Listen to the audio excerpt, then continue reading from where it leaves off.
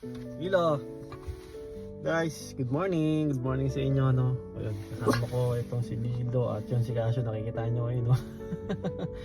So hiniram kasi muna namin siya. At si Lilo naghahanap ng kalaro, no. So guys, yun. Ito, home sweet home. Dito na ulit tayo sa sa Chilliwack, no. So guys, open ko lang. Ano ba yung tama ba natutunan or masasabi, parang ganon. Well, sabi ko naman sa inyo guys, yung lakad ko nang yun ay yun, si Lord na ang bahala doon, di ba? Lahat ng nangyari, lahat ng napatunayan natin ay pinagkakatiwala na lang natin syempre kay Lord, 'di ba? Kung ano man ang mangyari, ano man ang maging resulta, 'di ba? Si Lord na ang bahala doon, no? So wala na tayong kakayanan na kontrolin kung ano yung mangyari. Basta sa ngayon, tuloy ang panalangin namin, ang prayers namin na sana maging okay ang lahat, maging smooth lahat, at higit sa lahat ay yung status namin ay mas mapabuti at mas mapaganda. Kasi yun, medyo medyo mabigat lang ngayon kasi nakatanggap kami ng, hindi namin masabi kung masama o kasi ayaw naming mag-focus sa negatibong bagay, di ba? Basta ang pinaniniwalaan lang namin, ang alam lang namin ay may purpose si Lord kung bakit niya hinahayaang mangyari yung mga ganitong bagay or mga ganitong pagkakataon, di ba? May purpose si Lord kung bakit niya pinapahirap, kung bakit niya nilalagay sa isang sitwasyon na akala natin ay hindi natin kaya, pero mali. Mali, di ba? Walang, sa akin sa amin, walang binigay si Lord na challenges or pagsubok na hindi natin kakayanin. Di ba? Kasi minsan kala natin ini yung katapusan na lahat, pero hindi, di ba? Hindi.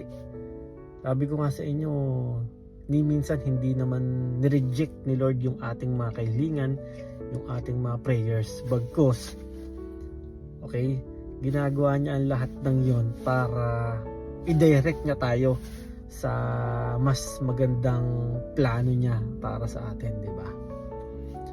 So, yun, basta sa ngayon, lahat nagkakatiwala na lang namin kay Lord kung ano man ang mangyari sa amin dito sa Canada, di ba? So well, yung iba naman sa inyo, lalong-lalo yung malalapit na tao sa amin, alam kung ano yung na-experience namin, nararanasan namin dito, kasi syempre bukod kay Lord, sila lang din naman ang nasasabihan namin, di ba? So may ilan sa inyo alam kung ano yung mga nangyari, kung ano yung mga iba naming pinaplano, di ba? Pero ganun pa man, lahat ng yan pinagkakatiwala na lang namin kay Lord, di ba? Basta ngayon, gawin lang kung ano yung mga dapat gawin, hanapan ng paraan kung ano yung mga dapat hanapan ng paraan, resolbahin yung mga dapat resolbahin, ipagdasal ang mga dapat ipagdasal, di ba? At lumaban lang hangga't nandito pa tayo, di ba? Kasi mahirap naman kung susuko ka agad tayo, di ba? Mahirap kung magi-give up ka agad tayo, di ba? Well, gawin lahat ng paraan. Ngayon, kung wala talaga, ay isa lang ang ibig sabihin nun, di ba?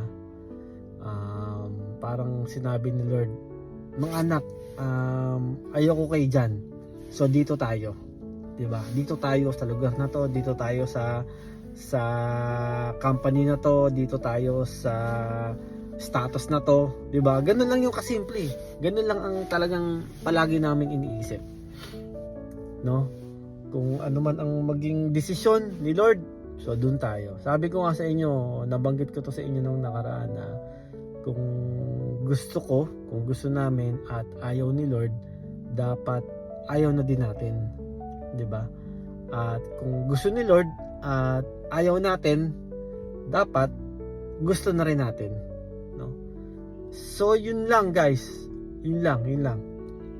So hiling ko yung prayers ng lahat para sa aming mga status, 'di ba? Kasi alam niyo naman na dito sa Canada talagang hindi natin masabi, pahirap ng pahirap 'di ba? Pero yun, as much as possible talagang ayaw naming magpa-apekto. Pero syempre talagang minsan hindi mo maiwasan na maapektuhan ka, 'di ba? Kaya sobrang laking bagay, sobrang laking tulong yung panalangin talaga, no? Kasi wala namang ibang makakatulong sa iyo kundi syempre sarili mo at syempre si Lord, 'di ba? So yun lang guys, at nasa labas na naman tayo at inano ko tong dalawa, winok natin or ginala natin kasi nung mga nakaraang linggo busy nga tayo, no? Syempre wala tayo dito sa sa lugar natin, no? So busy tayo, no? Kaya ito naman yung pagkakataon para sila ay ipasyal natin or igalang natin. So yun lang guys So mag-ingat kayong palagi, no? So yun, God bless you all. Peace out.